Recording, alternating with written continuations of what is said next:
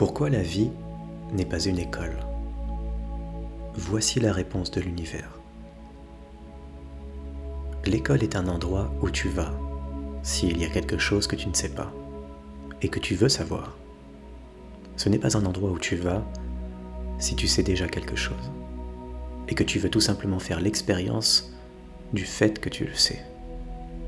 La vie est une occasion pour toi de savoir de façon expérientielle ce que tu sais déjà de façon conceptuelle. Pour cela, tu n'as rien à apprendre. Tu n'as qu'à te rappeler ce que tu sais déjà et à le mettre en pratique. L'âme, ton âme, c'est toujours ce qu'il faut faire. Rien ne lui est caché. Rien ne lui est inconnu. Mais ça ne lui suffit pas. L'âme cherche à faire l'expérience. Tu peux savoir que tu es généreux, mais à moins de faire quelque chose qui démontre ta générosité, tu n'as qu'un concept. Tu peux te savoir gentil, mais à moins que tu ne fasses une gentillesse à quelqu'un, tu n'as qu'une idée de toi-même. Ton âme n'a qu'un désir, changer l'idée la plus élevée qu'elle se fait d'elle-même en sa plus grande expérience. Tant que ce concept ne deviendra pas une expérience, ce ne sera que spéculation.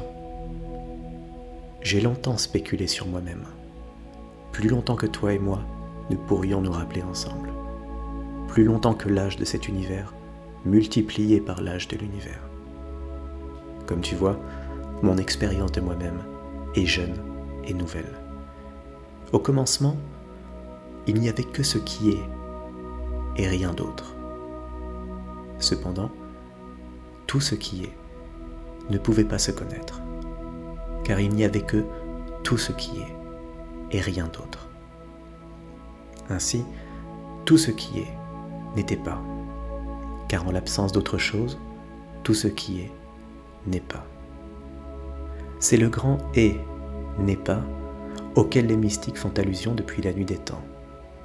Alors, tout ce qui est savait que c'était tout, mais ça ne lui suffisait pas, car il ne pouvait connaître son absolue magnificence que de façon conceptuelle et non expérientielle. Mais il désirait faire l'expérience de soi, car il voulait sentir ce que c'était que d'être si magnifique. Mais c'était impossible, car le terme magnifique est relatif. Tout ce qui est ne pouvait pas savoir ce que c'était que de se sentir si magnifique, tant que n'apparaîtrait pas ce qui n'est pas. En l'absence de ce qui n'est pas, ce qui est n'est pas.